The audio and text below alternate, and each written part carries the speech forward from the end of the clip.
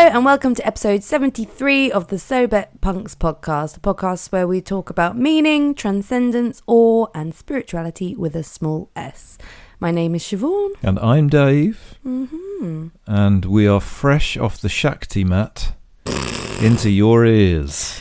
That's where we're at. Do you know what I was thinking? I said this to you earlier, but we're having different Tuesdays to the Tuesdays we used to have. Tuesday used to be our Saturday, as it were, when we ran the cafe, because it was like the Tuesday, Wednesdays were our days off, so Saturday would be, not Saturday, our Tuesday would be a Saturday sort of thing. So we used to like go and get drunk in the old town and stuff our face full of pizza, and then I just had a little look at ourselves today, and I was doing a cross stitch, you were laying on a Shakti mat. We were listening to some weird world music. We weren't listening. We were listening to Dead Can Dance. That's not weird world music. It sounds a bit like weird world music. It's 80s noise music that's influenced by world music. It's very nice, but I just thought, wow, what a change that our lives has become. Shall we describe to the listeners what a Shakti mat is? Yes. Because I can assure you, if you Google Shakti mat, loads of YouTubers have done... I laid on a bed of nails for 20 minutes. Videos. So I'm sure that we can calmly describe what a Shakti mat is. I think so. It looks a bit like a thicker than a yoga mat, but essentially a little mat that you roll out. And it's got these little concentric circular, more like little flower shapes almost, somewhere between a mandala and a flower. Quite small, repetitive circular shapes all over the mat that are spiky, made of some kind of plastic. Not a spike that you could pierce your skin, but quite more pointy than I thought they were going to be. Yeah. And the idea is that you just lay on it. I believe it's described as acupressure. So the idea is that it works in the same way, well, not the same way, but works in a similar way to acupuncture. Like pressure points. And quite a lot of them. Because I guess that's the thing, like... I don't know much about Bed of Nails, but you can lay on I know about them. the Alice Cooper song Bed of Nails. I know, you've been singing it all fucking day. No, but you can lay on those, and because your weight is spread out equally, it doesn't pierce your skin. So I kind of get that our backs can tolerate this large amount of being poked at the same time. Can't think of a better way of describing it. Oh, pardon. Well, I've laid on a bed of nails before. I saw. And it was very similar, actually. Yeah. Beds of nails, they look kind of extraordinarily gnarly, and I'm sure some people do have quite sharp ones, but I don't think so. They're all filed down. So it's very similar. It's a very similar experience to laying on a bed of nails for 20 minutes, which I think, in fairness, in yogic tradition, the bed of nails comes from this type of activity. Oh, it doesn't come from a sort of, we're in the circus, look how impressive I am. It's like a yogic thing. Is it? To lay on a bed of nails, I believe that's true. I think that's actually the same as walking through hot things. That's like definitely. That's like a shamanic thing. Yeah, that's like a mind over matter. You can do what you want, not what you want. You can do what you want. Do what you like. Yeah. Sorry, I've been singing that song all the fucking time. No, I think there is something in that. Well, no, there's not something in that. That's just a fact. So that's where Bed of Nails comes from. Ah. And like I say, like walking on fire is slightly different because it's a shamanic thing. And fundamentally, walking on fire does not the nature right.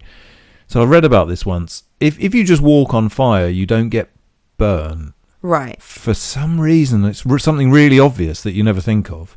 But You're so the not in actual contact with act it of enough, it's something along those lines. Or you're in the bottom of the fire and the hot is. It might be that. I think top. it might be that. It might be that. But for some reason, anyway, and I'm sure you can do it wrong, and I'm sure it's possible to get burnt, and I think you do get slightly, singed. I don't fancy it. No, but the point is that the act of doing it is not actually as painful or as terrifying as you think. But because of the nature of fire. Being like so ingrained in our system as being this horrific thing, and like the last thing, it's like the last thing you would want to do is walk on fire, and that's why it's a shamanic thing, because it's like a rite of passage, moving through something which is extraordinarily scary and like goes against everything that your brain tells you should be doing or that you want to do. But actually, in reality, doesn't. It's probably similar to like a bungee jump. Like a bungee jump, fundamentally, you're not really in danger, but you're going through something extraordinary, something I would never go through. I guess you're overcoming your brain's evolutionary reactions that stop you from doing things like walking through fire normally. Exactly. Like your brain is built to make you not want to do that. Like, I see fire, I don't really want to take my shoes off and walk through that. Yeah, but and you don't really even consciously know that your brain's really telling you that's just a crap idea, don't do that. Exactly. And the reason that it's shamanic is because a shaman would do it, and as a result of doing it would and this is probably where the idea of the circus comes from, actually. I mean, it does all come full circle. So shamans did something which opened the mind of the people around them. Yeah. Right? Psychotechnology, as we won't get into, but that's fundamentally what it is. It's a new word. So by doing something which looked extraordinarily dangerous and shocking and almost magic in some way, and probably did look like actual magic to people that had a very basic understanding of fire, when a shaman walked through it, they would kind of open the minds of everyone else, and that's one of the reasons why our consciousness developed. That's one of the theories, anyway. And again, I think that's probably what the circus, certainly what like freak shows and things like that did for people that had never had no understanding of, you know, the darker sides of the world even in the Victorian times or the early 20th century. Yeah. The freak show would come to town and would completely blow their mind, because they would never have seen a disabled person before. They would have never seen somebody over 400 pounds before. They would have they had no concept that even could exist. Yeah. And so then suddenly there's someone in front of them biting the head off a chicken or playing with a snake. And am I right in saying that the people in those freak shows didn't necessarily feel... I mean, it must be exploitation of some level, but from what I've read and seen about freak shows, the people in them were quite very proud of what they did, and did kind of see it as maybe educational or widening people's horizons, even though I feel like that's a very rose-tinted view of it, and I'm sure there were some nasty people rounding up people. Well, it depends. There's so many different ways of looking at it, and I think hopefully as we're going to, if you don't completely ruin this episode by having a religious experience and just dropping it on me halfway through. I can assure you, in the week we spent in Fuerteventura, no religious, the opposite of a religious experiences were had. But as we might get to, I mean, nothing is as simple as that, is it? So that's one narrative that you could say, but certainly I've read a lot of books about, like written by freak show performers and things like that, and certainly the way that they viewed the world was that all the people that were paying tickets to come and see them were like the rubes. They were the ones who were being exploited. And in many ways you could definitely argue, well, that what they were in a powerful position in a way that they would never have been in real life. In some ways it's probably similar. I don't know what the equivalent of now, maybe a stripper. I was going to say, like, you know, sex work. But there's unquestionably a grey area about that, isn't there? So you can view it through a certain lens that says this person that's normally hasn't got very much power is given power through what they do, but then it's more complex than that, isn't it? But do they have the ultimate power if there's this overlord? Well, no, not even about but even ignoring the sort of business side of things, I more mean just literally the gaze of person upon person, who has the power there. Well, we immediately got deep just from bringing up a Shakti mat, which we haven't described yet. So, we did sort of describe it. Well, we described what it was, but we didn't describe our experience of it. We've now got to do the YouTube video bit. I laid on a bed of nails for 20 minutes, Siobhan. Clickbait, this is what I saw. So I found it to be rather glorious. The idea of the Shakti mat is that it's supposed to do a few different things, really. Probably similarly to acupuncture. If you do it regularly enough, they reckon, and I've only done it once. The boffins. The boffins. They reckon that it will help with kind of pain, specifically in your back. Didn't the note that came with it said, like, welcome to being stress-free or you're going to feel amazing in 20 minutes. It was almost worse than that. It said basically, this is the thing that will sort out your stressful, difficult life. Or something like that. Yeah. Your stressful, difficult modern life. That's it, modern life. Yeah. So, hopefully it will do that. But also there's an element of it that they describe it as it releases, I think it's happy hormones. Oh. Which of course sounds like bullshit, but I think it is based on some sort of... Are we too stupid to have the word endorphins, which I assume is the word for happy hormones? I'm just saying that's what they've described. Okay. I suppose you could call it endorphins, but I doubt very much that science has proved that as of yet. I'm sure that they will do some. Who knows? So I wouldn't like to say, but I have to say I found it a very pleasant experience whilst I was doing it, and when I got off, I felt a little high, a little woozy. I felt that feeling like pretty much immediately. Like, as soon as I laid down, I felt a bit like, have I accidentally picked? Because there's a bit that goes in your neck as well, and I thought, God, have I accidentally done only that because pinch? I got the deluxe one. Oh God, here he goes. But I feel a bit like I was like, have I just done that martial arts move where you pinch someone's neck and you become a floppy person? Because I think the martial arts move kills you, the one you're describing. I think that means death.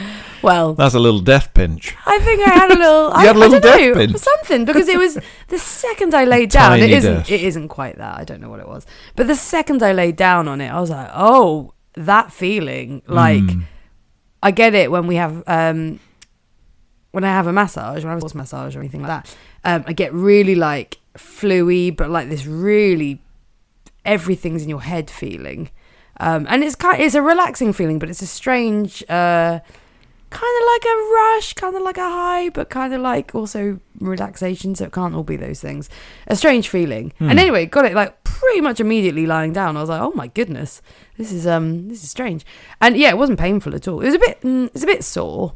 I think to begin with, they say that for the first 2 minutes, it's uncomfortable, and then it feels a bit like sunburn for the next. This is the description from the manual.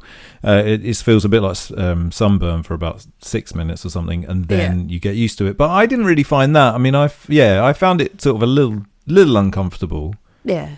But that definitely goes away. And I think once that goes away, I don't know what's going on. I can't really explain the feeling, but it was definitely pleasant. I'm going to try tomorrow to meditate whilst on it, because I, ladies and gentlemen, am a right prick. I found myself falling asleep on it, so I don't know if I think you'd be too relaxed to meditate. Well, in one of the YouTube videos, it says that you can just sleep on it.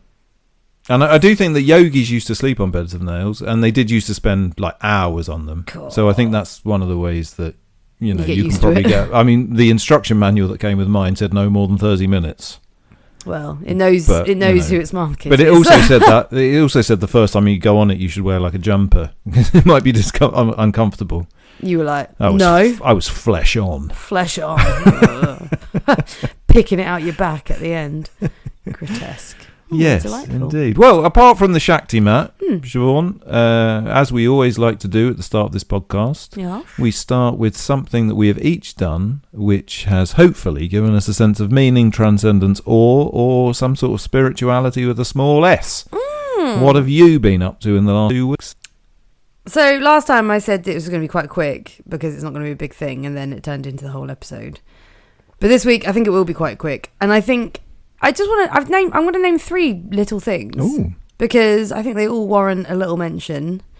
The first is the most pretentious, potentially. I did the meditation on the beach, which is a lovely thing that happens in Hastings on a Sunday morning down at Rock'n'All, which is this nice little harbour bit. If you don't know Hastings, it's this little harbour, fishing huts. It's probably nice. The nicest bit of beach in Hastings, I think. It's my favourite. Bottom of the East Hill. It's lovely. And it happened to be the sunniest, clearest, hottest morning. People got in the sea afterwards. I absolutely wish I'd have realised it was going to be that nice, because I definitely would have done that right there and then. I did go and put my feet in the sea with my shoes on. Just thought, why not? I mean, it was a bit of an accident, but I'm going to claim that like a lunatic. Yeah. I did. Like a run-of-the-mill lunatic. I'm just going to go put my hands in the sea, and then the tide came in and I just got my shoes wet. So I just thought, I'm going to pretend that I absolutely meant to do that, and it was lovely. Hot enough that it all dried off. But yeah, it was lovely. It was a good... way of managing the things around you absolutely can't control. Because when we've been to meditation, like group meditations a few times, you can hear a bit of outside, but you can't really hear outside. And when you're doing it in your own flat, you can't really hear much else. It's just in here, so that's fine. Well, two people just on a phone conversation, on a loudspeaker phone conversation the entire time. And it was just like, this is unfortunate. I feel really sorry for the person who's organised it. But then it's just like, you just have to, the whole point is, it's part of the experience. Move on. And, I battled with negative feelings straight away. And I'm just like, no, there's no point. No good comes of just feeling ill towards that person. Same with the person who walked their dog in front of the group like 3 times. I'm like, there's so much beach. But anyway, I did also think, look, we're the pricks that have just sat down in the middle of a public beach and decided to meditate staring at the sea. Also, dog gets first. Of course, go and on the beach, believe me, I'm not getting at the dog. And again, it was a lesson in just shut the fuck up. like stop having a nasty thought. I mean, the other 2 things are really basic, I think. One is the music of Fugazi. Oh, wow. Oh, yeah, okay. and when I say basic, I mean, that's not basic or short. No, all right, you fucked it up again. We're going to be here for an hour, Siobhan. No. I am going to swiftly move past it because there's not... I'm not. I'm not going to dwell on it. It's just, I'm just so lucky in many ways. I wish I'd have known at the time that they were around and seen them. Well, at the time you weren't born for some of it, so... I was born. Not for some of it, you weren't. When did they start? Like 86? Oh, fair enough. Fair enough. But, there was no way I was going to see any of it. But, in my... No, I'd have been 9 or 10 at the time, I'm thinking. I think by the time... their last album, what was it, 2002 or yeah. something? Even that's a bit hopeful for... Well, how old were you then? 13? It's pushing it. So a little bit of me is like, oh, sad I didn't get got the experience the first time around. But listening to them in the last few years for the first time ever, I don't know. It's just amazing. If you haven't already heard Fugazi, which I'm sure most people have, I should think so. But anyway, it's just the word awe. Just how did those people make this lovely music? It's ridiculous. It's so lovely. And having read that 33 1/3 book about one of their albums, just hearing about how their creative process behind it, because it does sound like, how did anyone make this music? It's so wonderful. So just hearing a bit about that increased my awe. Yeah. Oh my God, incredible effort. And practicing for 8 hours a day, 5 times a week, which if you can. But also good if you want to. Who would want to be in a room with that? Well, they weren't rich when they started doing that by any means. So, anybody can, I suppose, is the answer to your question. True. But yeah, it was just amazing. And we could talk about them, like you say, for a very long time. But just the feeling of awe is how I feel with listening to their music. And then the other one was just today. It's just really off the cuff as I was leaving the gym. Someone was just like, oh, what are you up to today? And I talked to them about how... It's a Shakti mat. I didn't know that was even in the house before I went to the gym. It arrived in the post this morning, ladies and gentlemen, for the record. And she was like, yeah, so what are you up to today? And I said, oh, yeah, this and that. And then making this podcast with my husband. And she was like, oh, okay. And we got to talking about what it was about. And it was just really interesting because the whole point of this podcast is our little, figuring out of where meaning, transcendence, all can be found, bringing spirituality into the common as opposed to it being this it means religion and that means dogma and and she had a lot to say about it as well. She's younger than me by, I would say, 10 years. And I talked about the last episode and, oh yeah, I just had this nice experience in the park, didn't think anything of it until talking about it with my husband. So it was really useful to do this podcast. And she ran the Beachy Head Marathon at the weekend. She came 3rd, which is insane. It's the hardest marathon in the UK. And up and down. And she said, yeah, I had an experience a bit like that running the marathon this weekend. And she said all of a sudden, she goes, you describe it as a haze, but it's not a haze. Everything became clear and everything was wonderful and I was really connected and I could see the sea and it was just all this clarity of everything, and I can't describe it as anything other than clarity. It's called exhaustion. Well, she did say, she was like, it's a little bit exhaustion, but it's also what your brain does to you. Well, yeah, that's what I mean. I don't mean that in a kind of because people do that, don't minimizing way. Yeah, no, absolutely. Why do you think people run? Yeah, and sweat lodges and all that stuff. I've been reading about for a while this thing, and you saw a little bit when I was watching a video of it the other day. Sri Chimnoy, who is was a sort of Hindu I don't know what you'd call him, leader. I don't think that's with quite that. the right word, in New York City. A Hindi man. And he started a little group, and it was based around running and the spiritual sort of qualities of running. Yeah. And now, not now, I mean since the 70s, I think, every year they run round the block for 3,100 miles. The block is about half a mile. It's half a mile. So it takes a month, I think, more or less, or it depends, I guess. But fundamentally, it takes a month. You're running whatever that is. I'm not going to do the maths, but I think it's about 40 miles a day or something. Yeah, the every record is day. getting it done in 40 days. Yeah, that's just. But the again, like the spiritual, obviously the exhaustion is the reason for this, but the spiritual element of it is that because you've got you there's no thought whatsoever. You're running around the same. So it's like running around a track. But I mean, it's literally in a suburb in Queens somewhere. Yeah. It's the most boring. It's around a school. That poor school, yeah. Although I don't know, you say that, but I mean, it's become quite well, not really a big event, but like people come from all around the world to do it. Well, yeah, the record holders from Scandinavia. Yeah, most people have come from somewhere. But yeah, and that's all about his whole thing is about the spirituality of running. I read a book, funny enough, which really isn't about spirituality whatsoever, but there's a writer I really like called Andrea Marco Longo, who writes fundamentally about like Greek, ancient Greece. Yeah. But she started running, and so wrote a book about running in ancient Greece, was kind of the concept of it. But she's a wonderful writer. I really recommend her. But her thing is always about, it's much more, she includes herself in it a lot, which I tend to not like when people write superficially about, ancient Greece, but they're actually writing about themselves. But she does it in an extraordinarily nuanced and very clever way. But she more or less takes up running and eventually does the marathon, like the original marathon. The original one, yeah. 2 marathon, the place. Yeah. It's fantastic. But she starts it off with there's loads of books that exist that are all about how to run, how to get better at running, what diet to have if you're running, whatever, what shoes to wear.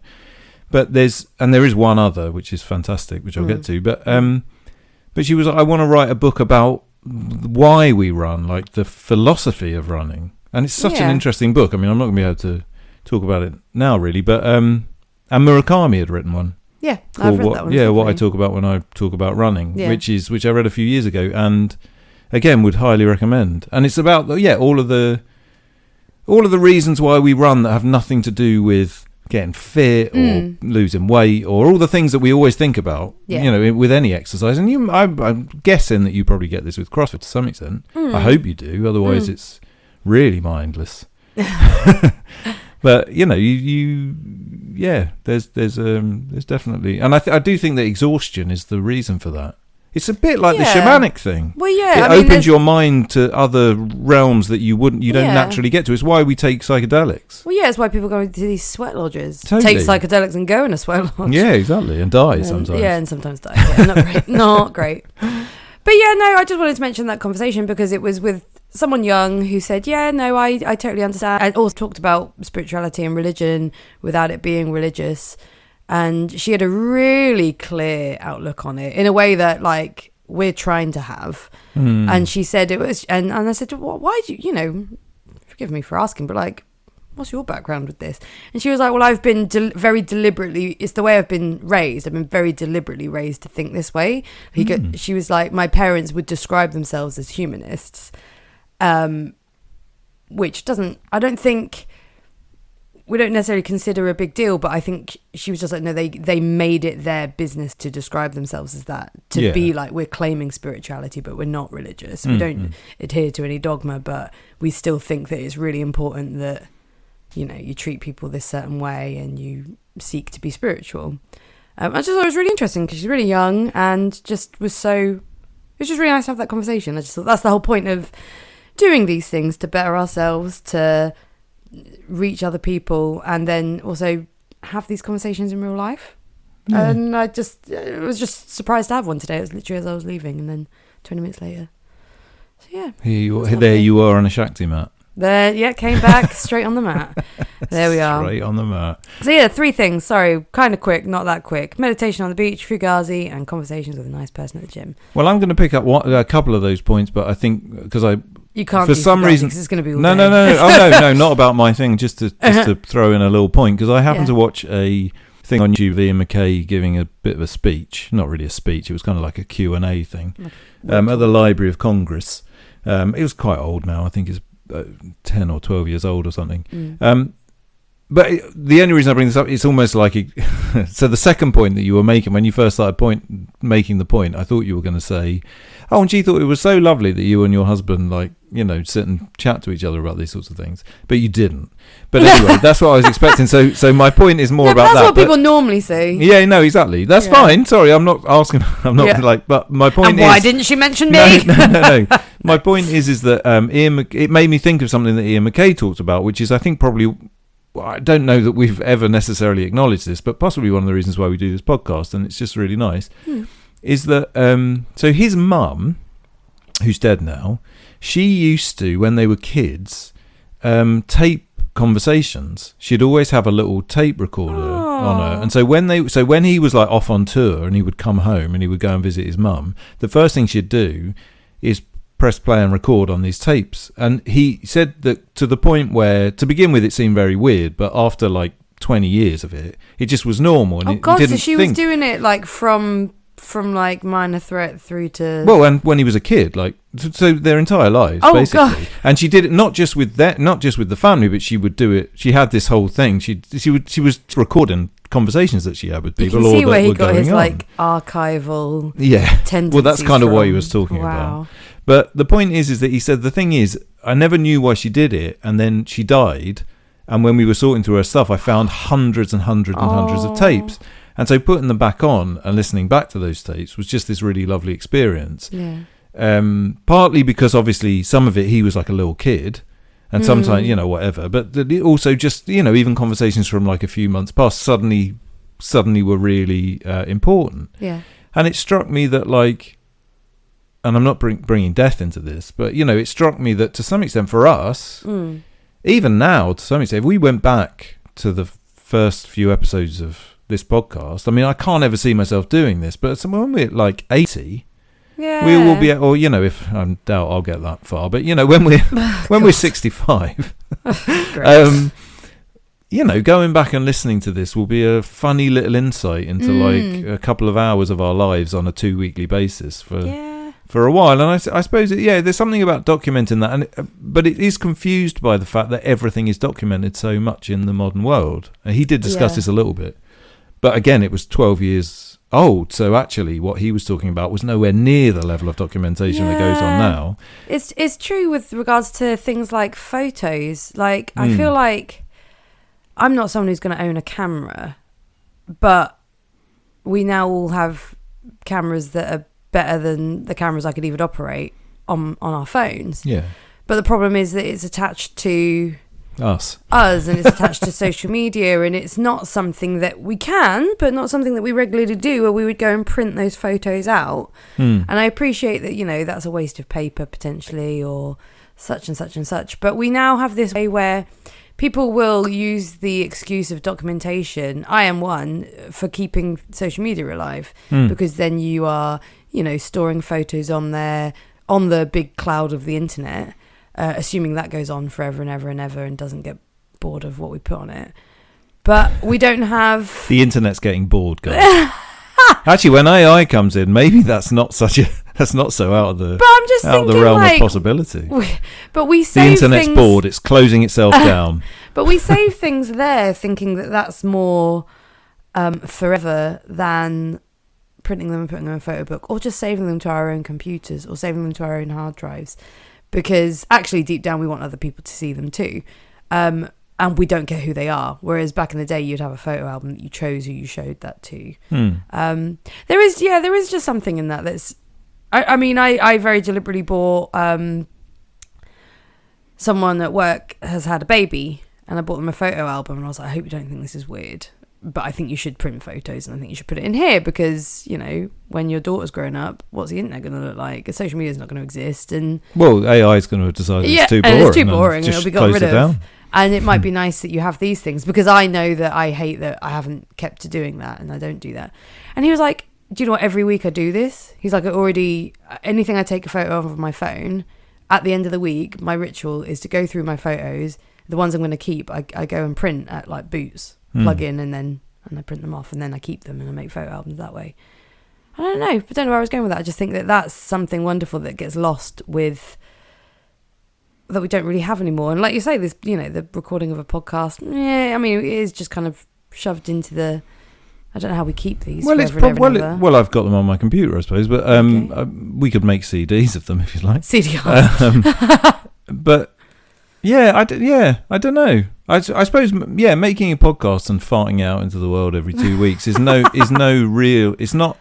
different to just like, taking a photo of your dinner and putting that on Instagram. But it is. The difference. Well, maybe the difference is potentially. I would argue that some podcasts are no different from a selfie of your dinner. Yeah. So it depends on what. Forgive us if you think that this is equivalent of that. We are trying to be better than that. But I mean, definitely there's lots of trash that gets passed off as podcasts or YouTubers or whatever. Yeah. But I suppose maybe it's about the amount of time that it takes to make, the amount of effort that you put into it, the amount of it's a bit like being in a band, isn't it? You could just write songs, maybe record them, and then just sort of have them, or you can make a big hoo-ha out of it and call it an album and get a cover made. And I mean, I have 2 points on that for sure. One is going back to Fugazi, just their, like you hinted at it, their effort is just insane. So when you talk about being in a band, like that is something we should all aspire to have, that level of effort in things that we love. I mean, I think in fairness, I can feel that it doesn't always go that way. Well, sometimes it was normal. In the world, it was normal in the 90s. But the difference is, I think, and maybe it's very practical, and it shouldn't be, and it's very sad to say this, but this is not the case with Fugazi by any means. But the case with most bands is that most bands put that amount of effort in the 90s because there was the possibility of them becoming stars. Yeah. Whereas now there just isn't, and so.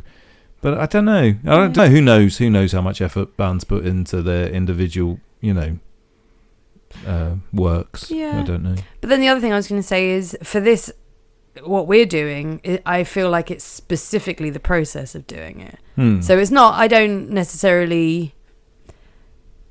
I mean, obviously, I want this to be worth listening to, and I want people to. It's getting a bit meta modern. No, but when it goes out to the wider world and to you listeners, like, I hope that you get something out of it. But I very specifically see this as a cathartic. This is us having conversations, and what comes of it comes. 100%. And it is a process that, like you say, the reason we restarted doing it was to get this process back in our lives, and having a microphone in the room just makes you do it better. I don't know why. Yeah. But it's the audience. It's basically couples therapy. Yeah. For you, the non-paying audience. You're getting to weirdly witness couples therapy. It's strange. It's a bit like this. But anyway, that was a long waffle about my short bit. Yeah, well. It turned out to be short as always. Welcome to my life, Siobhan. Oh, well, you married it. David, what have you done in the last couple of weeks that has given you meaning, transcendence, or spirituality with a small or big S? Well, mine's difficult. Oh. So is it because you've already talked about it, and is it the Shakti mat? No, although, I mean, in hindsight, I should have said that, really, because the problem is, for me, is that for the last 2 weeks, or even it's been slightly longer than 2 weeks since we recorded the last episode, because we went on holiday. Notice how none of us have said that our week relaxing in Fuerteventura gave us any of those Well, things. maybe we can talk about that a little bit, because it is sort of equidistant to mine. But the only thing that I've done, pretty much, outside of work and all the things that I have to do all the time, is that I've read Infinite Jest by David Foster Wallace. And are you gonna? Well, and so I can't say that I can't decide. Is it whether it produced anything in me, or whether it? For those who don't know, well, let's take it back a peg. So I've been wanting to read Infinite Jest by David Foster Wallace for years, and I've always been very intimidated, which I think is quite normal.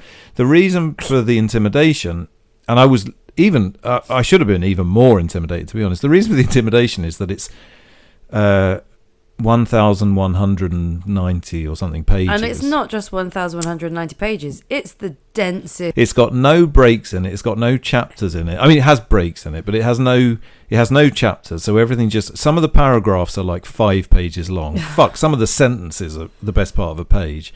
It is... to say it's dense would be an understatement. And it's fucking hard. I mean, it's really hard.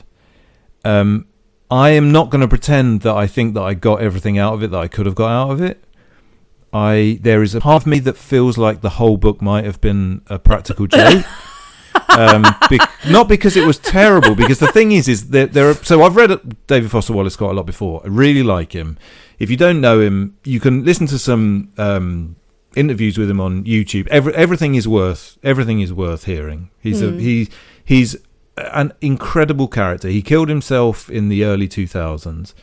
Infinite Jest, fundamentally, along with some of the other stuff that he wrote and talked about, but Infinite Jest is sort of the ultimate of how he pretty much, in 1997, in his 20s, he was very young when he wrote it, sort of saw what was going to happen to the world. Some of it's not quite right, but he talks about like the loss of meaning. He talks about how like technology basically ruins people and the way in which it ruins people, which is really interesting because in 1997 there was just no way of... So fundamentally in because it's set in the future, Infinite Jest, and he's talking about more or less people just watching like discs. More or less watching like films and discs and things. But if you actually read what he's talking about, it's kind of the equivalent of like little YouTube videos, first of all. And obviously YouTube didn't exist, was far from, or maybe it did exist, but it wasn't clear that it was going to... The internet wasn't even something every house had in 1997. Oh, no. Yeah, no, certainly not. But it's just the insights into like every now and again there would be absolute gold. There would be like 3 pages of just, it was hilarious and like so on the point and so wise and just incredible. And he has a wonderful turn of phrase. So every now and again, there might even be just like a page where you just weren't following it at all. And then there'd suddenly be a sentence and it would be like, fuck, that's completely blown my mind. But you had to trawl through an awful lot of it. And there's I read an interview with him a while ago, long before I read the book, obviously, where he more or less said that he was always concerned about the book because he put out this book, which he thought was like his absolute like life's work. He'd put all of this effort into it. He'd completely lost his life to it up to that point. And then he said that like within a week of the copies all going out, he was immediately being called a genius. The book was like the greatest book ever written and was getting rave reviews everywhere. And he said he can't see how anybody could have possibly even read it in a week, let alone actually understood it in any way. And he can't understand how these reviewers thought that they could write a review about it so quickly, which is obviously like a really practical thing. And you don't often hear people being that honest about their own work. Especially if like they've not had like this. Would this have been people having proofs or? No, they would have got proofs, but I mean, it would have just been paid. Yeah, it would have been old school. But and there's a part I kept thinking back to that and just thinking to myself, was this like the Emperor's New Clothes? Like he wrote this book, everybody said it was fucking brilliant, but then the funny thing, so the edition that I read is quite an old edition. I mean, it's the current edition, but it's been around for a long time. And in the introduction, the person that wrote the introduction says something like, I've been asked to write this introduction basically to convince you, once you've bought this book, to read it. Yeah. Because so many people buy this book and so many people don't read it, or at least don't read it to the end. And more or less, like, I can assure you it's worth reading. Yeah. Having read it, guys, not sure. Not 100% sure, but that might change because there's a lot of ideas that are swimming around in my head from it, which I suppose in a few months maybe I will have got in line and I'd have a clearer picture of it. But that really interested me because it's kind of like, is this a book that came out, people wrote rave reviews about it, based probably on some of those few pages that I've mentioned that are clearly genius, and then since that point everybody's just said, oh yeah, Infinite Jest is amazing book, but just had it on their shelf? Maybe, a little bit like when everybody bought after the Black Lives Matter protests, everybody bought Why I'm Not Talking to White People About Race Anymore, or whatever that book is called. Yeah. And it's just like suddenly that appeared on everybody's shelves, and I was like, has anybody actually read that book, or do you just need to put that on your shelf so that you look good? Sorry, guys, to anyone who's bought that, but I'm pretty sure that most people didn't actually read it. There's quite a lot of them in the Shazza shops nowadays. Exactly, yeah. Yes. That's quite a statement. Yeah, I know. So, shop. Yeah. Wow. And when I finished it, I was kind of like, again, there's absolute gold to be found in there. I mean, I would suggest if anybody is vaguely in any way interested, read David Foster Wallace's non-fiction. There's a bunch of non-fiction collections which are out there, which is more or less journalism, I suppose. He wrote it for magazines and things. And there's one called A Supposedly Enjoyable Thing That I'll Never Do Again, which is all about a porn awards, which is porn as in adult movie awards, and it is one of the greatest things I've ever read. It's just, again, it's like so far ahead of its time in the context of what porn would do to us all. But yeah, so anyway, yeah, that's all I've done, and I other than just talking about it like I have and not really being clear and not really having anything clear to say, I'm just not sure whether I even enjoyed it.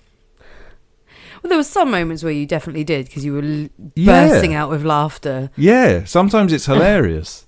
And the thing about the book is it's incredibly dense, and it's not an easy journey to go on, but it's not written in, it's not like he uses loads of long words that you don't understand. You know, just to he's not trying to on be the most too basic clever. of levels. He's not trying to be clever. Well, he's trying to be clever, but he's not trying to be clever in the way that, I've read Ulysses, or I'm going to say I tried to read Ulysses, and that is a fucking hard book. And I got to the end of it. It was a long time ago, and I got to the end of it, and I was like, I don't think I got anything out of that at all. I just forced myself to sit through it. But that also, in fairness, when I first read On the Road by Jack Kerouac, again, exactly what I've just described happening with Infinite Jest. Everybody said, "Oh, you've got to read On the Road. Oh, it's such an amazing book." So I got it, and so I forced myself to read it. Didn't make a fucking word of sense to me the first time I read it, because I was 16 or something. But I told everyone it was amazing. Such a great book. You've got to tell you what. You know what my favourite book is? On the Road. And I'm pretty sure, that's what everyone else was doing as well. Maybe not everybody, and I'm sure. But then later on, of course, in my 20s, I think I then read it again, and I definitely don't think it's the greatest book ever written by a mile. But it's got some wonderful stuff in it, and it's, I got it. Yeah. It's an interesting thing. I wonder how much we all do that. And it happens so... it could. It has the potential to happen so much more now with any opinion or anything. Oh, God, yeah. Is that as soon as something becomes vaguely popular, everyone says it's the greatest thing ever. And then once everybody's saying it's the greatest thing ever, everybody else either has to go fully against it, or they have to kind of fall in line. And generally with intellectual things, it's hard to go fully against it because you sound like a moron. And I think I probably sound like a moron. If someone's read Infinite Jest and they think, no, it's a fucking amazing book, it's so brilliant, everything about it's perfect, then I must sound like a moron right now. I think it's also twofold. It's like, one is, the masses, and you're primed. I think, again, I love priming, but you are primed to then even enjoy it more than you would have, because someone whose opinion you respect has told you you're going to enjoy it. So you go into it like, I really do enjoy, but the other thing is that there's a lack of honesty with when we don't understand things. People aren't very willing to be stupid or wrong. No, exactly. So people aren't very willing to be like, I had this at band practice with Knocked Poose's new album. It's not very... I don't know what that is. Knocked Poose's new album. Knocked Poose. No, not Poose. Knocked Loose, sorry. What Knocked the Loose. fuck is a Knock Poose? It's what we call one of our songs because it's a nickname, and I completely forgot that that's not a real thing. Oh, Knocked right. Loose. So when you've ripped them off, you call them Knock Poose. Right, gotcha. Oh, that's a peak. No, Knocked Loose, wow, have a new album, and... we got it because... You got it. Well, yeah, but the other three in my band think Knocked Loose are amazing. And I've heard a couple of songs and they're okay.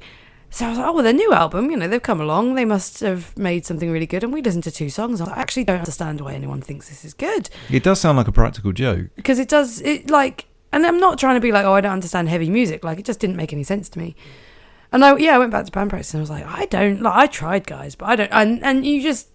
you get the feeling that people are looking at you like, nah, you just don't get it. And I'm like, I don't know that I don't get it. I think it's bad. But anyway, we should be more honest when we don't get things and try and then people can try and help you understand. But people aren't very willing to be that level. It's hard, of isn't it? honest. Because there's also Societal pressures. but you could also argue that that's what dumbing down is. So going back to Fugazi, the ideal example, another band. First time In on a Kill Taker was the first album I got.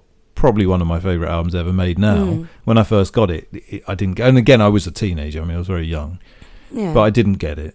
No. And I probably did it. I think I had the exact same experiences on the road with that one. I think I told everyone it was the best album ever. Because I like Jack Kerouac and Fugazi. Yeah, well, that's exactly me. That's me, age 16. Of course it is. But now your age, whatever your age is, and you are actually liking those things. Well, yeah. But I mean, In on a Kill Taker is better than On the Road. I don't think that's even a hot take. I mean, that's absolute. It's not a hot take. That's just fact.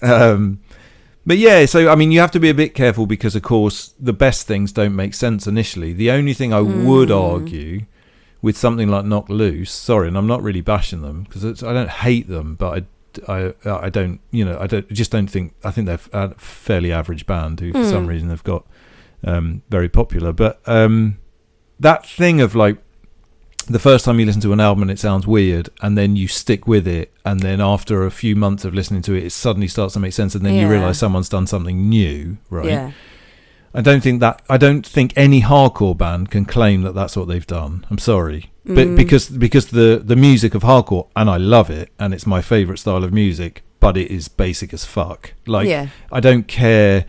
People will talk about certain hardcore bands, and this happens a lot historically as well, doesn't it? It's sort of like as if like the Circle Jerks are way better than everybody else. Well, they're clearly not. They were one of the first. They're so just maybe you can they're claim good. that, but that's it. And it's I mean, we've talked about Black Flag and their sort of later period before about the sort of the process of weaning out. I mean, Black Flag were actively making music to put you off. Yeah. So anybody that claims to love Black Flag it would be hard. It's hard to. It would be hard to. People will disagree with me on this, but it would be hard to argue that you like them from day one till the last day, because they've deliberately become something different. Well, yeah, they totally change. And I mean, and obviously we can all listen to things that sound different and stuff, but yeah, I don't know. There's what is cool definitely influences what we say is cool. That's why when you look back on certain things, they're really embarrassing, isn't it? I mean, clothing styles is an ideal example of this. Everybody wears the same thing because they must be under some sort of delusion, but at the time, the new metal era, and I appreciate kids are wearing this now, so maybe this is a bad example, but people were putting fucking leg tights on their arms, and everyone was like, "Oh, that's so cool! Yeah, we're all going to put leg tights on our arms." And now you're going to wear the stripy tights today? Yeah, I'm going to wear the stripy tights today. What, the bright orange ones to school? Yeah. Yeah, you're going to let's match. Oh wow, with your rainbow bag? Yeah. Did you get a full sleeve of Nightmare Before Christmas tattoos? Yeah. How many dog collars are you going to wear today? Probably just the normal 3, and put paper clips from my ears. Yeah, cool. But I mean, you're describing being a teenager. That's slightly different to what I'm talking about. Grown-ass adults putting tights on their arms. But the point is that you look back on it. Any fashion, every single fashion, at some point in history, people have looked back on it and said, "Fuck me, what were we thinking?" And of course, they all come back round. So then, at some point, you have to stop saying "fuck me, what were we thinking," and you have to say, "Yeah, that was great." Yeah. How much do we do that with art? And I don't know. There's no. I mean, we haven't got the answer. No. The Sohbet Punx podcast doesn't have the final say on this. Yeah, it's strange to see music that was like properly embarrassingly bad coming back round and being revered as quite good. But of course, now people would swear to God that it's not extremely bad. Yeah, and actually, people who gonna be mean, but people who, before it got cool again, would definitely have never. I'm gonna just call out bands like Limp Bizkit. Pre them for some reason getting this like everyone liking them again thing that's just happened in the last 2 or 3 years. like, they would have been an absolute embarrassment to have mentioned that you even liked. Like, of course. A pure embarrassment. I mean, and not But just now, on a musical level, but on a social level, and like on every level. Like, it's so like, wrong. Actually fairly problematic. Yeah. But yet, they've come back, they're headlining ridiculous festivals, they're selling out gigs in massive, massive arenas. People are like, no shame liking them, and I'm like, yeah, but I reckon 3 years ago you'd have been. I don't. It's just the sway of opinion can change people. Where I don't know. I can't possibly say what their opinion actually would have been prior to everything coming back in. But that's just a band. There's many, but that specific one, because they are problematic and because, not a particularly pleasant history of things anyway, and definitely did not progress music in any particular way. Again, some of my favourite lyrics ever written, but no, they're not. Though. Chainsaw what? Yeah. I mean, there's a branding thing here as well. I mean, there's something about that we are actually fooled into liking certain things. An example of that, which is a bit off-piste, but is true, is that a little Glenn Danzig, he toured as Danzig, and half of his set did a Misfits cover set with Doyle playing the guitar, like the original guitarist. I saw it was fantastic. But he was playing, like, not really very big venues, but he was basically doing a Misfits set of 2 original members. And add the bass player and give them the name with the artwork, and now they're literally playing Madison Square Garden for 3 nights, and they're headlining Riot Fest, and God only knows if they ever come to UK, they could definitely, they'd definitely be at Wembley at the very least. And fundamentally, it's not really any different. Yeah. I mean, you could argue, well, it's the 2 original members, but one of them's just a fucking bass player. I mean, I'm not sort of diminishing that really, but it's like, it doesn't really.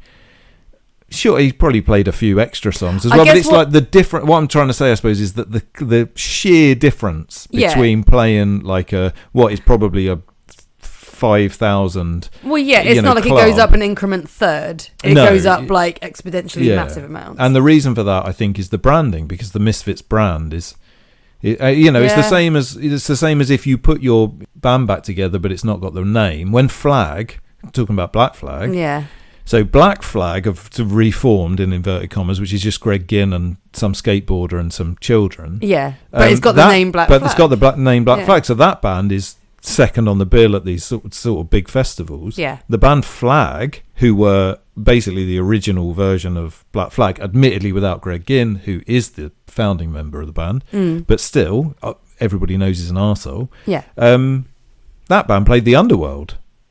And it's not like, I'm not saying that people weren't excited for it. Yeah. And I think they played a few nights at the Underworld, and and I think the idea was that they were playing small venues to some extent, but it's like they would not have played at like some massive stadium. No, they couldn't. Because there's something very absurd about that.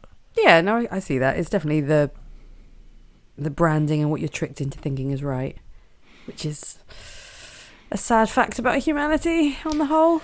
So is that what happened with Infinite Jest? I just don't know. Oh, yeah.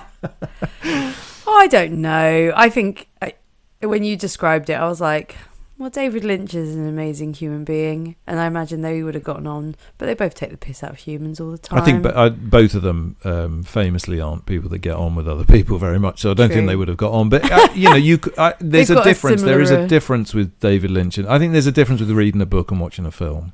Watching a film and it's weird, you can get something out of it, even if it makes no sense. You can there's visuals, true. There's editing, there's character, there's even lighting, there's all sorts of different things within a film, that even if the actual narrative arc of the film doesn't make any sense, you can get a lot out of it. Yeah. With literature, that's definitely true as well, but there needs to be something else. So you could write a non-narrative book, but if it had a really clear comment on society, and don't get me wrong, I think Infinite Jest does, probably. It's just all hidden amongst these 1,000. I can't stress this enough. That it really I read quite quickly. It took me 3 weeks of real hard graft to read this book, and that's great in a way. I mean, it's there you go. It's a lot of entertainment for your buck, I suppose. A meditative process of sorts. Using your brain organ. I am glad that I've done it. It's been on the shelf a while. Actually, it hasn't even been on the shelf a while. It was on the to buy list for a long time, but you were very worried about owning it because then you'd have to read it. Yeah. And then it just so happened to turn up in a charity shop, which made it easy to have. Mm-hmm. And then it didn't sit on the shelf that long. I think you got it in May. There you go. You've done it now. What a guy. It wasn't on your 2024 list, but it wasn't. You could go back and shove it on now and then cross it off. Should have been. But it's done, so well done. Well, I think maybe we're going to have to give up on having main segments on this podcast because we seem to just do our little. Oh no! We will. But we have done the best part of an hour just talking about whatever the fuck it is we've just been talking about just for the last hour. On. It felt like it was about to segue on to opinions and politics at one point, but well, I don't even know. We've had a very strange few episodes. We finished off. We didn't finish off. Sorry, our discussion about the possibility of giving up on politics or giving up some of our politics. Yeah. And whether that was a good idea or not. And the aim last time was to continue talking about that, but then Siobhan had a spiritual experience looking at a tree. Yeah. And so we didn't do that at all. And now, but having had that lovely discussion last week, I do feel like I want to kind of like stop just having like moany conversations on this podcast. So one of the things that we got to on the episode last time, which had fundamentally nothing to do with politics, although I think we acknowledged that you could certainly say this, was Robert Anton Wilson. The legend. What a wonderful human being he is / was. Yeah, absolutely. And we've talked about him in the past. If you want to go back to Breakfast Punx days. Yeah, in the Discordian episode very early on, actually. Yeah. I think it's the episode that's had the most listens the last time I checked, but I haven't checked in about a year, so who knows. But Discordian, go and find out about it. It's so good. Oh, very much. Oh, gosh. Go listen to our episode on it. It's very good. Yeah, we'll probably have to touch on it, probably, but if we're going to go down this route. But one of the things that I said, so there was a quote that I misquoted from last episode, so I did put it in the show notes.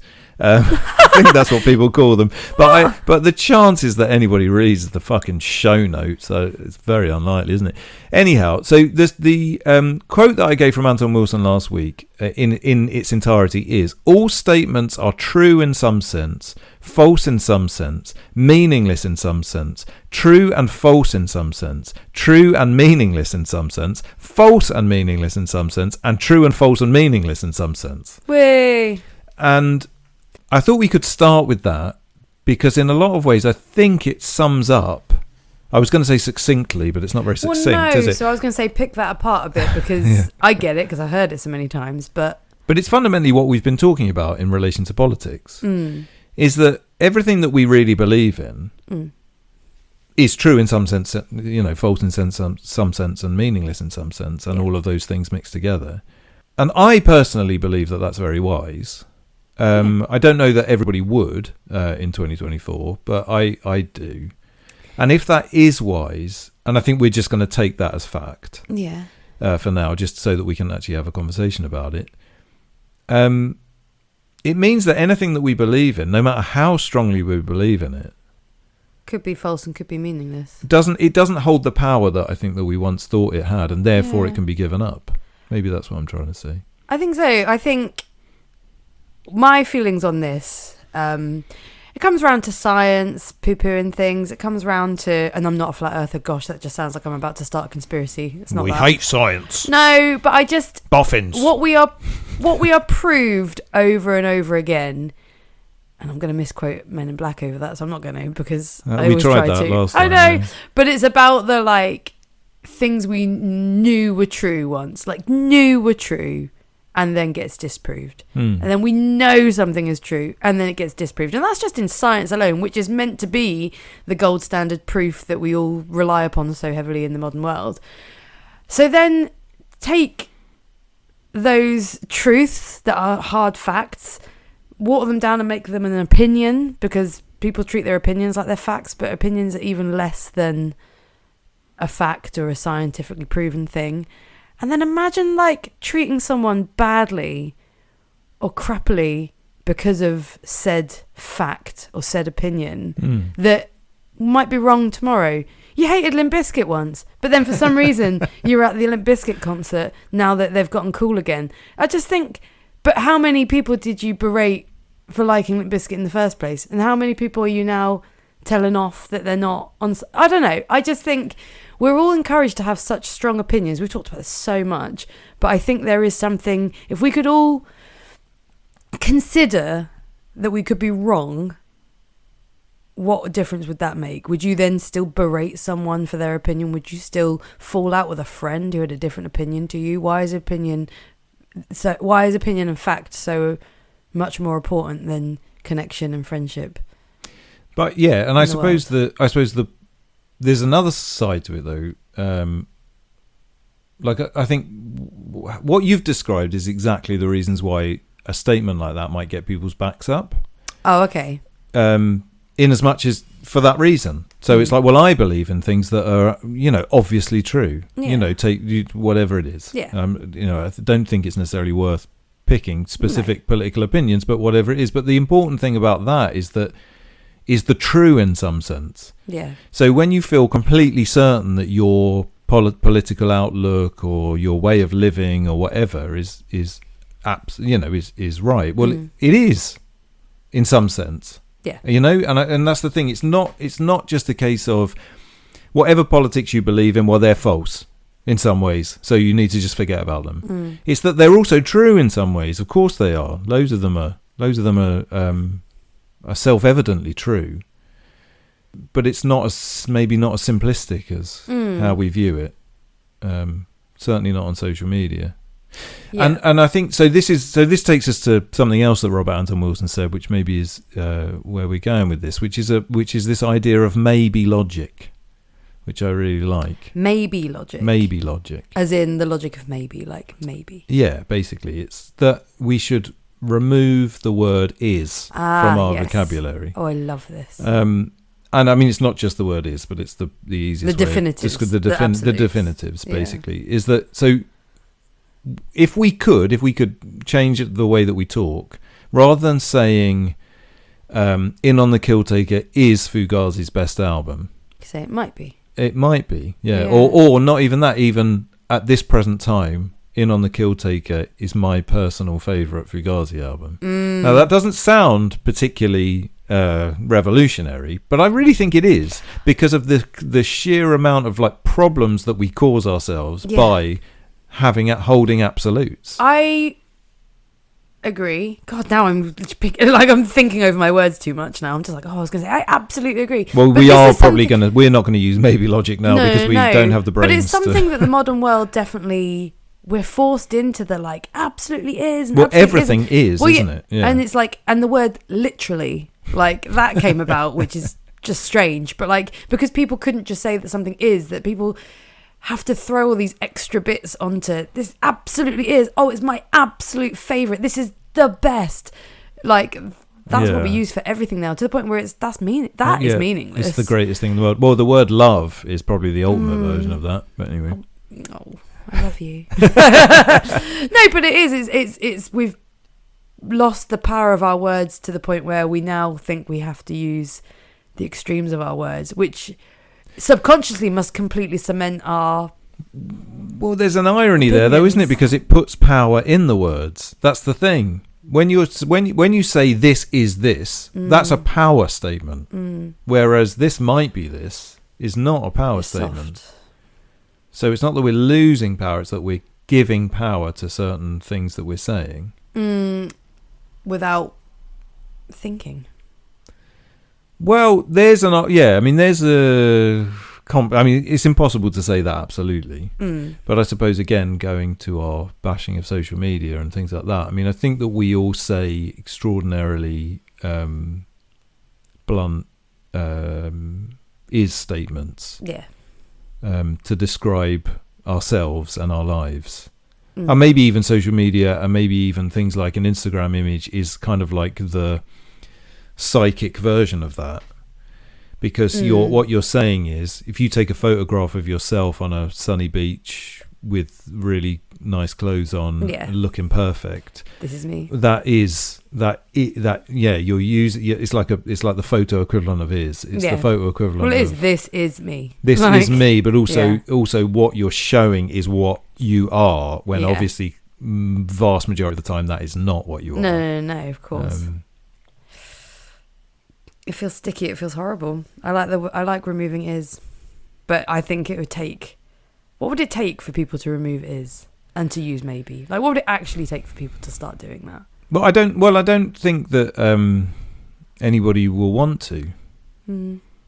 So, I mean, to some extent, the point is moot. The point is moot, but I mean, I suppose maybe that also says something about our modern world, because so when Robert Anton Wilson was writing this sort of stuff, most of it he started in the 60s, but I think this was kind of like late 70s, maybe even into the 80s. A lot of this stuff was when he was discussing it. And I think during that time there was a space for somebody to be saying that sort of thing, and I actually don't even think it would have been that controversial.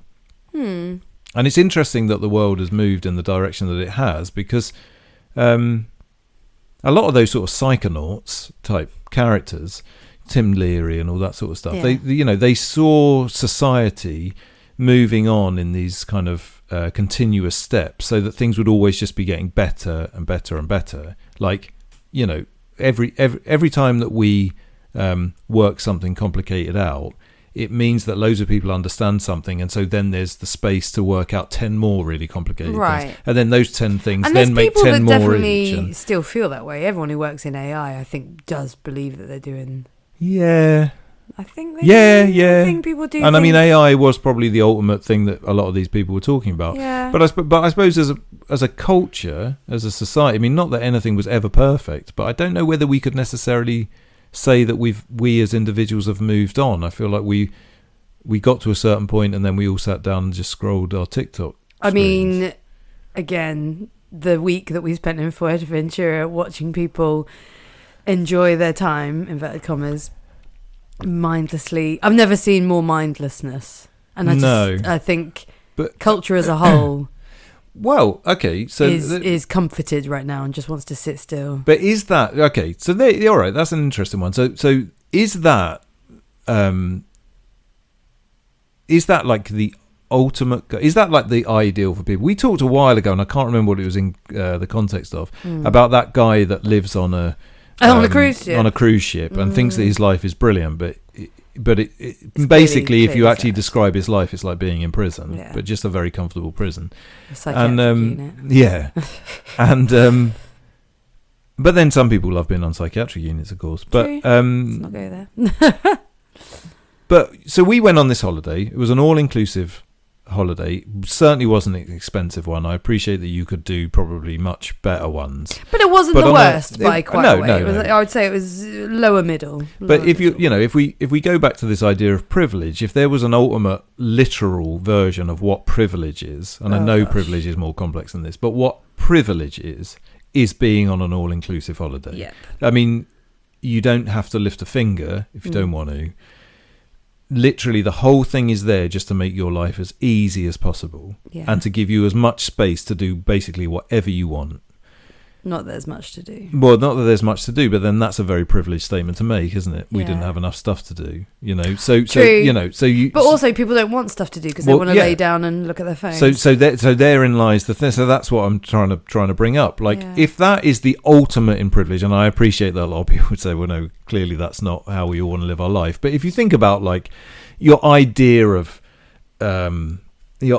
the richest people in the world. Oh God, yeah! You can just walk in and just get a drink, and you don't have to have money on you. Yeah, I'm not suggesting that being on an all-inclusive holiday is quite the same as living Donald Trump's life, say, or Jeremy. I don't Epstein's think he'd be queuing up fighting whatever. People for eggs in the morning. No, he probably would actually, but no. But there is an element to which, if you just look at things purely practically, when we say these privileged people that we hate these people because they just have everything. Fundamentally, what they have, if you really go down to nuts and bolts, outside of the sort of power aspect of things, is an all-inclusive holiday for their life. Now, this is a very privileged statement to make, but I didn't really enjoy it very much. Yeah. Partly that was because I was trying to trawl through Infinite Jest. In the sun. In the turns sun. out you don't like. But it doesn't turn out I don't like Siobhan. You know I don't like the sun for the last decade or more. But I'm not saying they didn't have a nice time. I just mean, like, ultimately, like, it just was an empty existence. Is an empty existence what people are desperate for? One of the reasons I bring it up, and I think I've brought this up before, is that it's kind of like the Brave New World scenario. In Brave New World, if you haven't read it, and you should, and you must. I haven't read it. Well, you should, and you must. Okay, yes. Point taken. People are. It's in a future world where people are basically given a pill which just makes them happy. Everything is organised for them. All pleasure is kind of just encouraged. So everyone can just constantly have pleasure. Everyone can have sex with whoever they want. They can, they take this pill and they're just happy. They do, they have loads of leisure time. They're just living like the easiest possible life. And the question that it poses, basically I won't tell the whole story, but the question that it poses is this utopia actually a dystopia? Is it actually like the last thing that we need? Yeah. Because our sort of animal faculties have all been taken away from us. Yeah. If we feel sad, we take a pill and we feel happy. Well, we talked about, not even we talked about, but we've watched and listened to a lot of Andrew Huberman of late talking about dopamine and like how you can't, and let's not get too into this and you've read a book on dopamine, so you definitely know a lot more, but this idea of we shouldn't always have everything we want because it is it's not addictive, but you get used to a certain level and actually you have a slump after a high dopamine hit. And if you never try for anything, then you never get dopamine the correct way. Like, it's the trying for something that creates the most joy and the most pleasure. If you just get everything you want, you never have enough and you're just actually short-lived happiness and you're mostly miserable. Yeah, I mean, I think it's even more so than that in a way. The ideal, so it comes from a book called Dopamine Nation, called by Anna Lemke. Yeah, she works. Lemke. She works with him. It turns out. Okay. You've watched far more Andrew Huberman than I. Yeah, no. She works in his lab in Stanford, or wherever it is. But yeah, so the ideal would be to kind of like buffet between being too happy and not happy enough. So that's kind of, because if your dopamine goes too high up, then you have a real dip afterwards. Yeah. So you're never too, basically, fundamentally, the ideal for a human being is that you're never too happy, but you're never too sad. Yeah. Because otherwise you go all out of whack. And you're hormonally. just slowly going between the two. You can only have happiness without a bit of sad. You only know you're happy if you've been sad before. Yeah. You only know you're sad if you've been happy. Yeah, I think a very simplistic way of describing probably a very complex science, but yeah.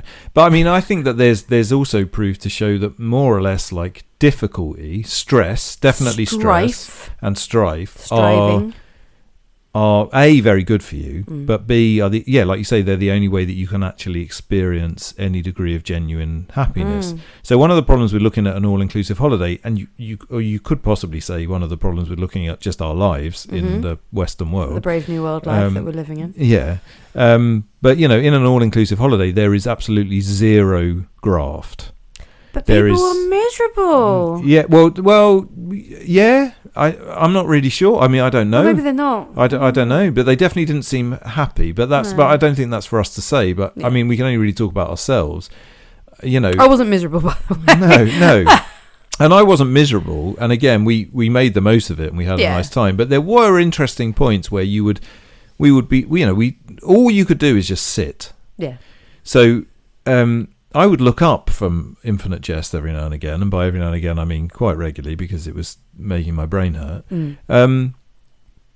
And there would just be people around us who were, like you say, just had been scrolling on their phones from when they got hours there before. After breakfast until when the lunch bell rang.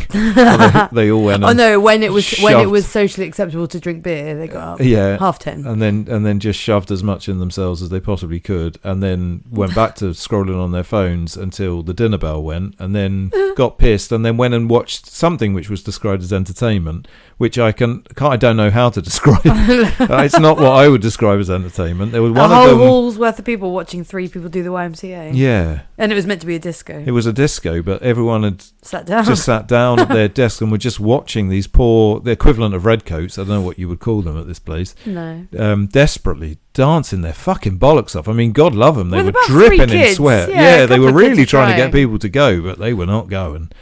And I suppose I couldn't help but think to myself, is this happiness? Like, it's because fundamentally you could scroll on your phone anywhere. Yeah. Obviously, if you were at home, you would have to go to work, but you also wouldn't have had to spend 700 quid. Yeah. To go sit. I mean, I suppose it was warm. People like the sun, and and I don't understand that because I don't like the sun. So maybe my opinion is a bit moot in this respect. But yeah, look, if you take that again, I'm not saying that this is completely accurate, but if you take that as the height of, there was a lot of people that referred to the fact or said the fact that either they or the people around them went on this exact holiday at this exact resort 3 times a year. And you sort of think, well, if you're doing that 3 times a year, then basically that's your fun. That's the fun aspect of your life. Yeah. You're working all the other weeks of the year in order to spend what is, let's just say 6 weeks. Let's assume they go for 2. I don't know. But, yeah. We wwe for 5 days, and the first one was fun. The second one was fun. And we had fun again. I mean, I'm lucky enough to have you with me, so that tends to be fun. But I'm not necessarily sure everyone had a Siobhan with them looking around. No, and it was just the sort of sheer level of, I suppose, greed might come into this. There was an incredible amount of greed on display, both of your own time and your own ease, and also literally watching these people at the buffet was just unbelievable. I mean, that's where people did turn into like animals pretty much. It was kind of scary, wasn't it? You said that it looked like people were walking in to do battle. Yeah.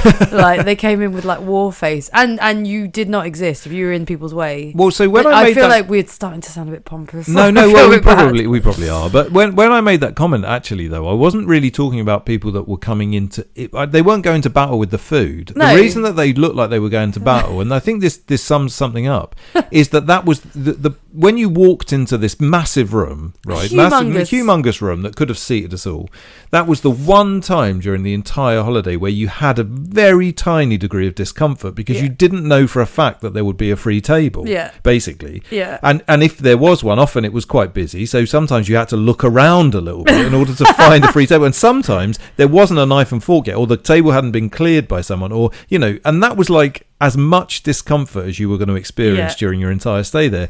And people came in and sometimes had a face like fucking fire and were like looking, and they were obviously looking for a table. I mean, there's no question that that's what they were doing. I know some of this is presumption on my part, but it was not subtle at all.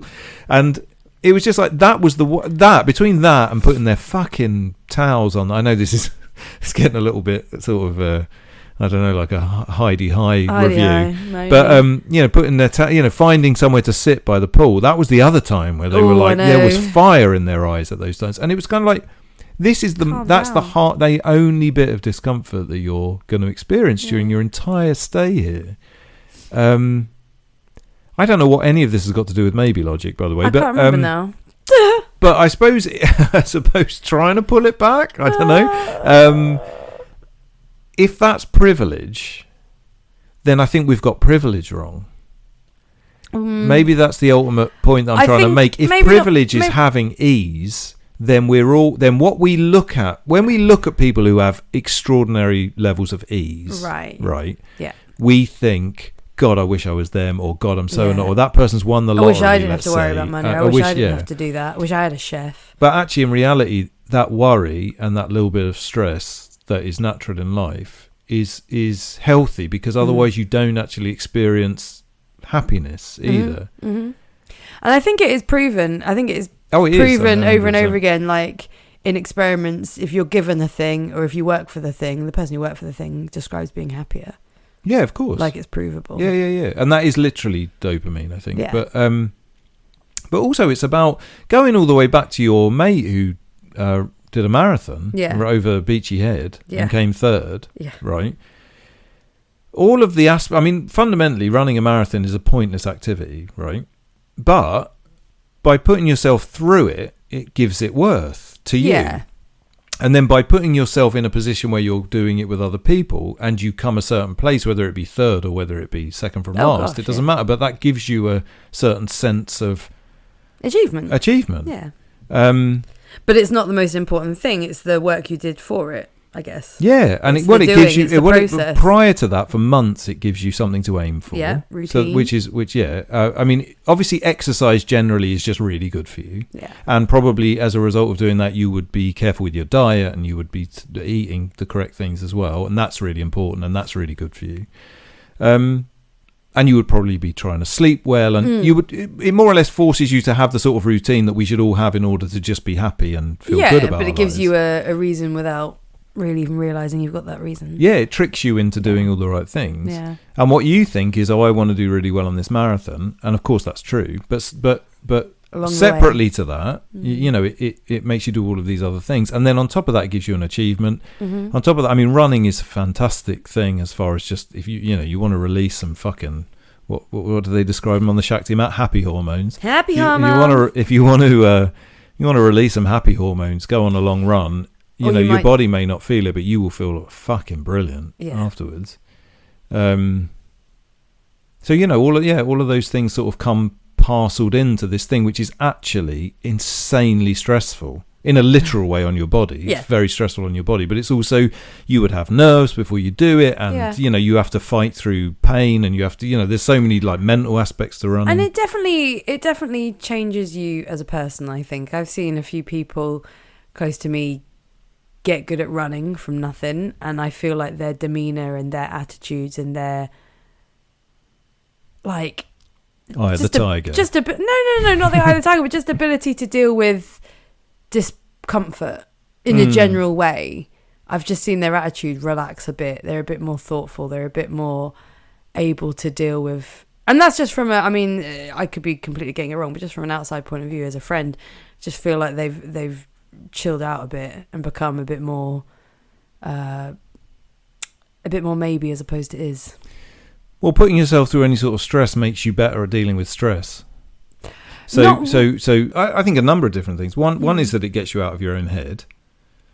So that's quite an important thing. So I think one of the problems with leading a lifestyle where you're constantly receiving information quietly into your own head without really anybody around is that that's the thing that in the same way that we just described the marathon running. Yeah.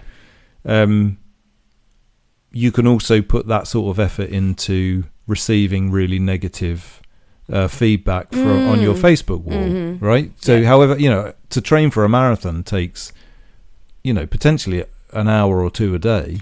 Yeah. Most people spend an hour or two a day looking at Facebook. It's that's that you're training yourself in that context. It's also what Ray Capo said. I'm going to get it completely wrong, but we've mentioned it in the past about that. What you put in to yourself is what comes out. So like if you are just putting negativity into you are going to become negative, whereas if you are putting into yourself good routine, good habits, healthy strife that leads to something that leads to happy endorphins, you become and more fresh air, full-rounded and like being in only society, and there's lots of pros to it.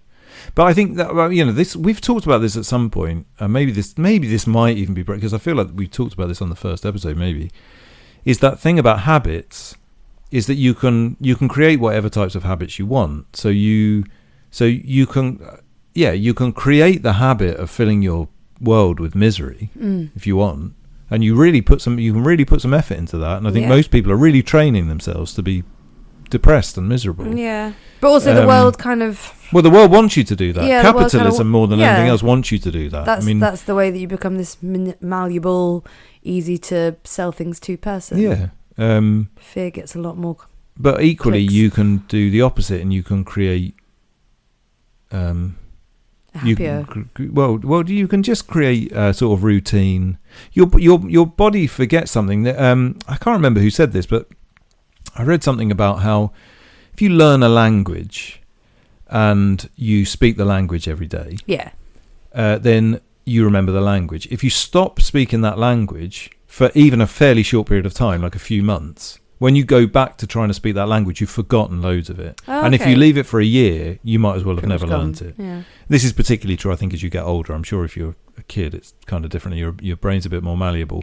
But the point of that is that, so if you can forget something like that by not doing it, you can also forget loads of other things by not doing them. So if you're just looking on social media and everything's really miserable, and you're not engaging with people, who are maybe a bit different to you, then you're training yourself. You're losing the skills that it takes in order to converse with people in real life. Yeah, and I think we all felt that a little bit. A lot of people felt that after the pandemic. 100%. We all forgot how to deal with each other. Yeah, I feel that in myself about little things, especially if I get into too much of a social media hole. I feel like, gosh, I don't know how to connect to people as well. Yeah. It can happen. We all lost our social skills. Yeah.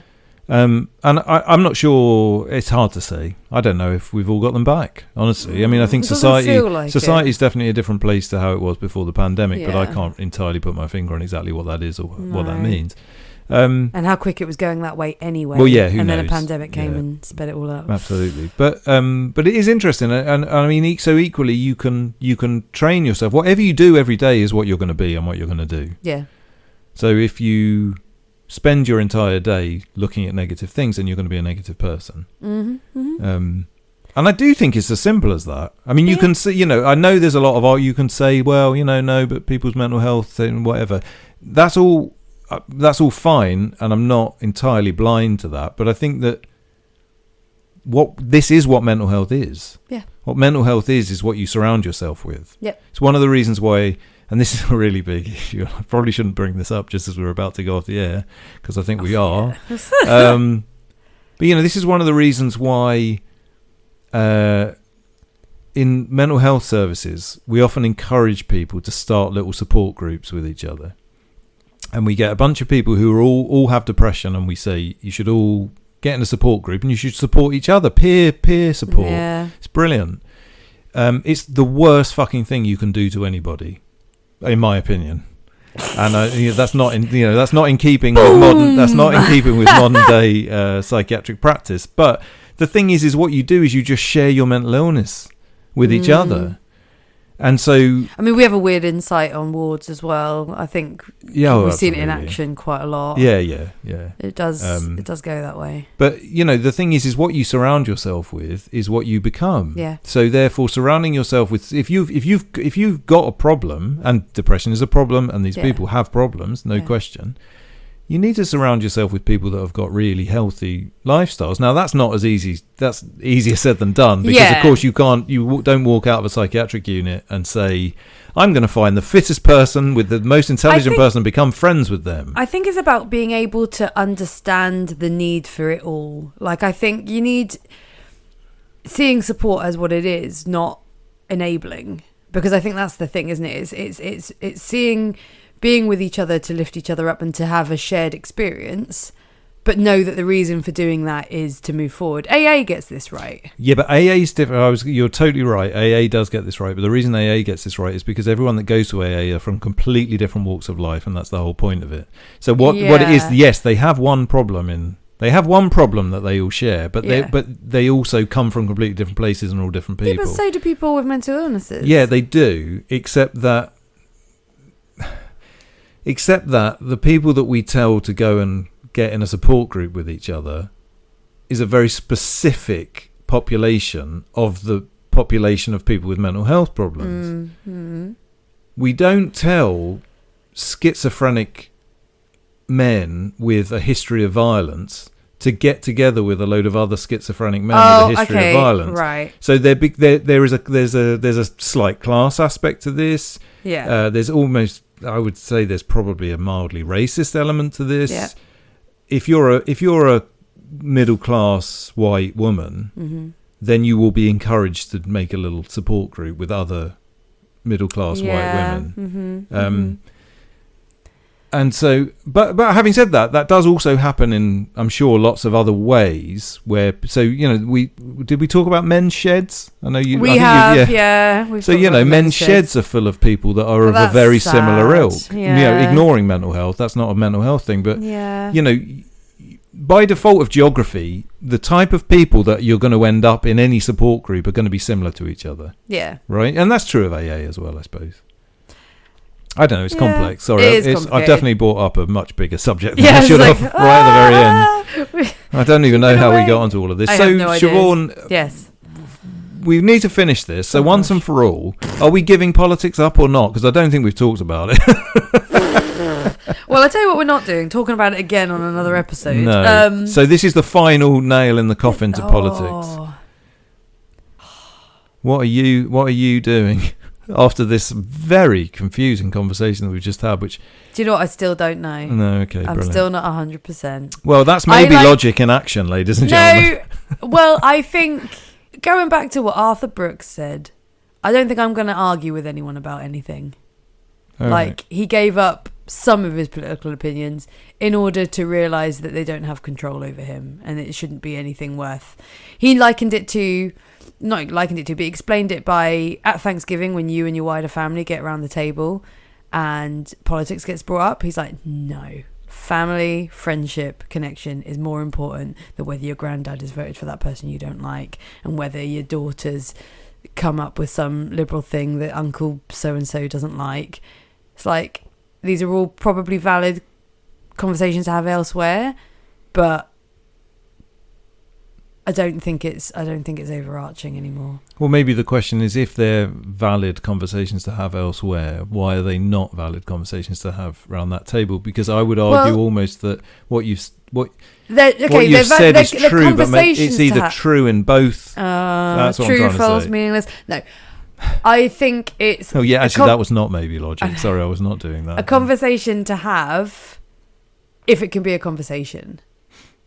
But when it becomes arguments, when it becomes, oh, God, we're going to have this person in the room and that person in the room and they don't agree on this opinion. It's like, well, don't ruin everyone's fucking day. Like, remember that they're your family member that you might not get to see ever again, or that's your friend who you have a lot of connection with, or I don't know. I'm not saying forgive people for having shitty opinions. That's not it. But should you not ask about it? Just don't tell them they're an arsehole straight away. Find out why. I think forgiveness is a huge part of this. I think that. Oh yeah, the true word forgiveness, I guess. I think that forgiveness has been lost in all of this, and we don't forgive people anymore. No. And maybe we should. I think most people would say no, we definitely shouldn't. I mean, if you say forgiveness is good, I mean, fundamentally from a like the religious point of view, the Christian point of view, we need to be able to forgive Gary Glitter, Adolf Hitler, enemies. And so and can we? Well, I would argue that one of the reasons why religion would say you should forgive everybody is because actually the only person that your non-forgiveness affects is yourself. So by forgiving even Adolf Hitler, you remove that burden from your own shoulders, which is doing no one any good whatsoever. I mean, at this point, if I have a harsh opinion of Adolf Hitler, what fucking difference does it make? It's not. But I definitely don't think that's how our society works now. Yeah. I suppose you just have to live with that. But yeah, I don't know. For me, I think forgiveness is an important aspect of this. I like that. I think it's a nice way to end what could have been quite a moan of an episode towards the end. Well, I don't know what the fuck that episode was, but anyway, it was. It was. So, say maybe, don't say is. Yeah. If you can help it. Forgive people. Indeed. No one contacted us after the last episodes to explain to me why little dogs rub their bottoms. No, not rub their bottoms. What do? Kick their legs after they poo. Oh, yeah. Whether they're born with that. So come on, guys. You're not really holding up your part of the bargain. shamcityroasters@gmail.com. We do this podcast every 2 weeks. Yes, we do. And we will be back in 2 Thursdays' time. From when this one was posted. Fuck only knows when you're listening to it. We will see you then. Have a lovely couple of weeks. Look after yourself. Look after other people. Be nice. Forgive. Goodbye. Bye.